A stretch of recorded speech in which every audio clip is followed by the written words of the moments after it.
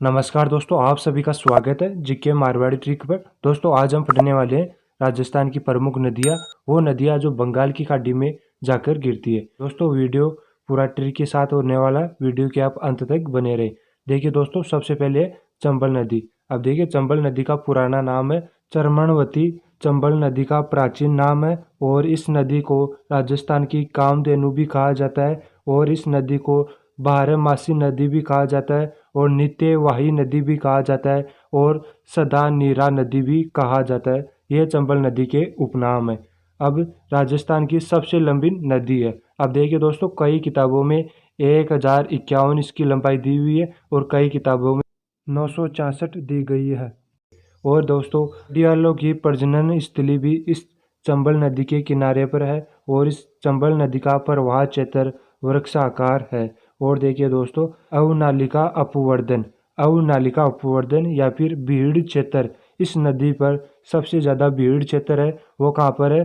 करौली, धौलपुर और सवाई माधोपुर, इन इलाकों में भीड़ क्षेत्र ज़्यादा है। और भीड़ किसके कारण? वह चंबल नदी के कारण यहाँ पर भीड़ क्षेत्र ज़्यादा है। अब देखिए दोस्तों, कोटा शहर भी चंबल नदी के किनारे बसा हुआ है, जिसे कोटा शहर को राजस्थान का कानपुर कहते हैं। और देखिए दोस्तों, चंबल नदी में एक विशेष प्रकार का जीव पाया जाता है, उसका नाम है गांगेय सूस।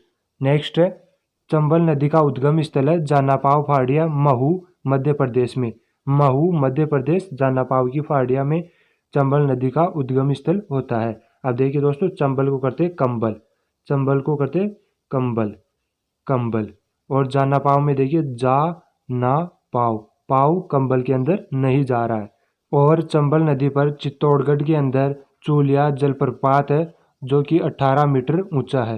18 मीटर ऊंचा चूलिया जलप्रपात चित्तौड़गढ़ के अंदर है, वो भी चंबल नदी के किनारे है। नेक्स्ट है चंबल नदी पर स्थित बांध, गांधी सागर बांध, ये चंबल नदी के किनारे स्थित है। राणा प्रताप सागर, ये भी चंबल नदी के किनारे। और जवाहर सागर और कोटा बैराज, ये चारों बांध चंबल नदी के किनारे स्थित है। अब गांधी सागर बांध ये गुजरात में है और ये ऊपर के तीनों राजस्थान में है। और देखिए दोस्तों, ये तीनों में बिजली उत्पादन होती है, जवाहर सागर बांध में, राणा प्रताप सागर बांध में और गांधी सागर बांध में। कोटा बैराज का पानी सिंचाई में काम लिया जाता है। और देखिए दोस्तों, इन्हें याद करने की ट्रिक है, गोरा जा कोटा, गो से करते गांधी सागर बांध, राज से करते राणा प्रताप सागर बांध, जा से करते जवाहर सागर बांध और कोटा से करते कोटा बैराज बांध। नेक्स्ट है, अब है चंबल नदी की सहायक नदियाँ। देखिए दोस्तों, काली सिंध नदी, पार्वती नदी, मेज नदी, बामनी नदी या फिर ब्राह्मणी नदी और बनास नदी, ये सभी चंबल नदी की सहायक नदियाँ हैं। यह ट्रिक है चंपक बाबा, जैसे बंगाली बाबा होता है ना, उसी प्रकार चंपक बाबा। जैसे हो गया चंबल नदी, मैं से हो गया मेज नदी और पैसे हो गया पार्वती नदी और कैसे हो गया काली सिंध नदी और बस से करते हैं बामनी नदी या फिर ब्राह्मणी नदी और बस से करते हैं बनास नदी। नेक्स्ट है, अब देखते हैं चंबल नदी की जो सहायक नदियाँ थी उनको विस्तार से। काली सिंध नदी, इसका उद्गम स्थल है बागली गांव की फाड़िया, मध्य प्रदेश। और देखिए दोस्तों, अब ट्रिक से जोड़ते हैं, काली को करते हैं काली माता और बागली में देखिए गली, गली यहाँ पर है गली, काली माता का मंदिर गली गली में बना हुआ होता है। और देखिए दोस्तों, नानेरा गांव कोटा में चंबल नदी में आकर मिलती है काली सिंध नदी। और देखिए दोस्तों, काली सिंध नदी की सहायक नदियाँ है आहू और परवन। नेक्स्ट है, आहू नदी, और आहू नदी का उद्गम स्थल है सुसनेर, मध्य प्रदेश। अब देखिए दोस्तों, ट्रिक से जोड़ते हैं, आहू को करते हैं बहू, आहू को करते हैं बहू और बहू कहाँ पर है? सुसनेर को करते हैं ससुराल में, बहू कहाँ पर है? ससुराल में। और देखिए दोस्तों, गागरोन के किले के पास ये नदी काली सिंध नदी में आकर मिलती है। आहू नदी काली सिंध नदी में आकर मिलती है गागरोन के किले के पास। नेक्स्ट है परवन नदी, और परवन नदी का उद्गम स्थल है मालवा के फटार, मध्य प्रदेश। परवन नदी का उद्गम स्थल है मालवा के फटार, मध्य प्रदेश में। और देखिए दोस्तों, इस नदी पर 12 जिले में परवन परियोजना शुरू की गई है। परवन परियोजना 12 जिले में शुरू की गई है। नेक्स्ट है बनास नदी, और बनास नदी का उद्गम स्थल है खमनौर की पहाड़ियाँ, कुंभलगढ़, राजसमंद में। बनास नदी का उद्गम स्थल है खमनोर की पहाड़ियाँ। और बनास नदी के उपनाम है वर्ण आशा नदी और वशिष्ठ नदी और वन की आशा, ये सभी नाम बनास नदी के उपनाम है। और देखिए दोस्तों, राजस्थान में पूर्णतः बहाव की दृष्टि से सबसे लंबी नदी है। नेक्स्ट है बनास नदी पर त्रिवेणी संगम बने हुए हैं। 3 त्रिवेणी संगम बने हुए हैं बनास नदी पर, वो देख लो।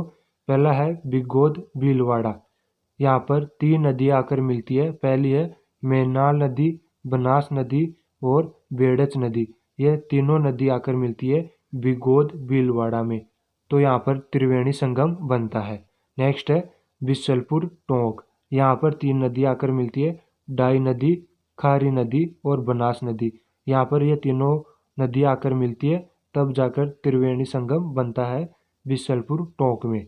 नेक्स्ट है और तीसरा त्रिवेणी संगम है रामेश्वर सवाई माधोपुर में। रामेश्वर सवाई माधोपुर में 3 नदी आकर मिलती है, चंबल नदी, बनास नदी और सिप नदी। और देखिए दोस्तों, टोंक जिला बनास नदी के किनारे बसा हुआ है। और देखिए दोस्तों, बनास नदी की सहायक नदियाँ कौन कौन सी है? बेड़च नदी, मेनाल नदी, कोठारी नदी, खारी नदी और डाई नदी, यह सभी बनास नदी की सहायक नदियाँ हैं। अब देखिए दोस्तों डायग्राम में, देखिए बनास नदी, देखिए दोस्तों ये बनास नदी का डायग्राम है। बनास नदी का उद्गम स्थल होता है खमनोर की पहाड़ियाँ राजसमंद से, और ये चंबल नदी में जाकर मिलती है सवाई माधोपुर में। और देखिए दोस्तों, यहाँ पर बिगोद में एक यहाँ पर त्रिवेणी संगम बनता है, और यहाँ पर बिशलपुर में बनता है, और एक सवाई माधोपुर रामेश्वर में त्रिवेणी संगम बनता है। और इसकी सहायक नदियाँ हैं डाई नदी, और डाई नदी का उद्गम स्थल है विन्याय। विन्याय कहाँ पर है? अजमेर में। और देखिए दोस्तों खारी नदी, और खारी नदी का उद्गम स्थल है बिजराल की पहाड़ियाँ। और है बेड़च या फिर आयड़ नदी, इसका उद्गम स्थल है उदयपुर। और देखिए दोस्तों यहाँ पर मेनाल नदी, यहाँ पर है मेनाल नदी, और इसका उद्गम स्थल है मांडलगढ़। और देखिए दोस्तों नेक्स्ट है बेड़च या फिर आयड़ नदी का उद्गम स्थल है गोगुंदा की पहाड़ियाँ उदयपुर में। और बेड़च नदी पर आहार सभ्यता विकसित हुई है। नेक्स्ट है बाणगंगा नदी, और बाणगंगा नदी के उपनाम है अर्जुन की गंगा, ताला नदी और रुंडित सरिता नदी। और देखिए दोस्तों, बाणगंगा नदी का उद्गम स्थल है बैराट की पहाड़ियाँ जयपुर में। और बाणगंगा नदी के किनारे बैराट सभ्यता विकसित है। बैराट सभ्यता विकसित बाणगंगा नदी के किनारे पर है।